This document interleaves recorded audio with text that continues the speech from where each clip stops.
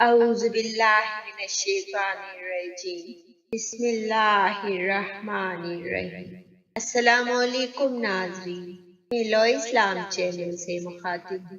ناظرین کرام، آج میں آپ کو ایک بہت خوبصورت سبق آموز کہانی سناتی ہوں۔ بہت زمانہ پہلے کی بات ہے، ایک یہودی سونار کے پاس ایک مسلمان ہیرا تراش کام کرتا تھا۔ وہ ہیرا تراشنے میں بہت ماہر تھا۔ وہ نقلی پتھر کو بھی ہیرے کی طرح تراش لیتا تھا اور اس کا پتہ بالکل نہیں لگتا تھا کہ یہ اصلی ہے یا نقلی۔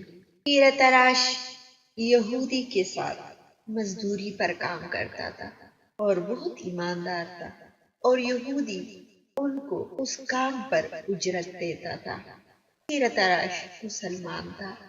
ایک دن ان کی والدہ بہت سخت بیمار ہوئی اور ڈاکٹر نے کہا کہ اس کی آپریشن پر 5,000 روپے کا خرچہ آئے گا۔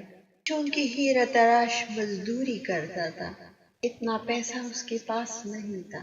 اس نے اپنے مالک یہودی سونار کو کہا کہ آپ مجھے 5,000 روپے ادھار دے دیں اور ہر مہینہ میری تنخواہ سے کاٹا کریں۔ یہودی نے ان پر اعتبار نہ کیا۔ یہودی نے کہا کہ میں اتنا پیسہ کیسے دے دوں؟ تمہاری مزدوری تو اتنی نہیں ہے، کیا پتا کہ تم کام چھوڑ کر چلے جاؤ۔ اور اس نے ہیرا تراش پر اعتبار نہیں کیا۔ ہیرا تراش بہت مایوس ہو کر وہاں سے چل پڑا، اپنے گھر چلا گیا۔ ماں کی تکلیف کو دیکھ بھی نہیں سکتا تھا۔ اچانک اس کے دل میں ایک خیال آیا۔ اس نے جا کر بازار سے ایک نقلی پتھر خریدا اور اس پتھر کو بہت مہارت کے ساتھ ہیرے کا شکل دے دیا اور پھر اس کو خوب چمکایا۔ اس کے بعد یہودی کے پاس آیا اور یہودی کو بتایا کہ میرے پاس یہ ایک بہت ہی قیمتی ہیرا ہے، میں اس کو بیچنا نہیں چاہتا تھا، اس لیے اس کو اپنے پاس ضمانت کے طور پر رکھ دو اور مجھے 5,000 روپے ادھار دے دو اور ہر مہینے میری مزدوری کاٹا کرو۔ یہودی نے جب ہیرے کو دیکھا تو اسے لگا یہ تو بہت قیمتی ہے۔ جلدی جا کر ان کو 5,000 روپے دے دیے اور مسلمان ہیرا تراش پیسے لے کر اسپتال چلا گیا تاکہ اپنی ماں کا آپریشن کرا دے۔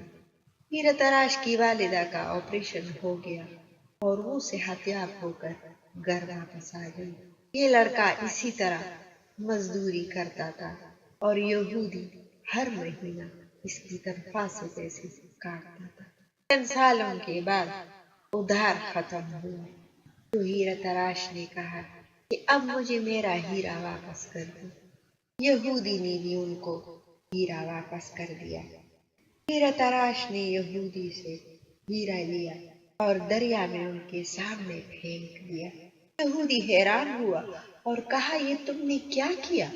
ہیرا تراش نے کہا کہ آپ کو مجھ پر یقین نہیں تھا بلکہ اس نقلی ہیرے پر یقین تھا۔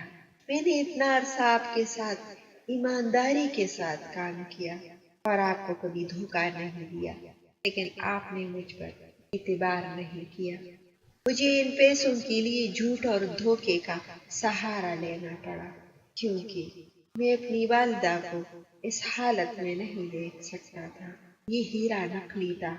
آپ کو میں نے قرضہ واپس کر دیا اور میں نے اس جھوٹ اور دھوکے پر اللہ سے معافی مانگی اور آپ بھی مجھے معاف کر دیں، اور آج کے بعد آپ کے ساتھ کام نہیں کروں گا، کیونکہ زندگی میں مجھے پھر کبھی پیسوں کی ضرورت تو پڑ سکتی ہے، لیکن دھوکہ اور جھوٹ بولنا آئندہ کے لیے چھوڑ دیا۔ یہ کہہ کر وہاں سے چل پڑا اور کہیں اور مزدوری دیکھنے لگا۔ ماشاءاللہ، اللہ تعالی ہم سب مسلمانوں کو ایماندار بنائے، جھوٹ اور دھوکے سے بچائے۔ آمین۔ ناظرین کرام، میں امید کرتی ہوں کہ آپ کو یہ سبق آموز اسٹوری پسند آئی ہوگی۔ آپ اپنا بہت سارا خیال رکھیے گا، اپنی دعاؤں میں مجھے بھی یاد رکھیے گا۔ اور چینل کو لائک اور سبسکرائب کرنا نہ بھولیے گا۔ نامان خدا۔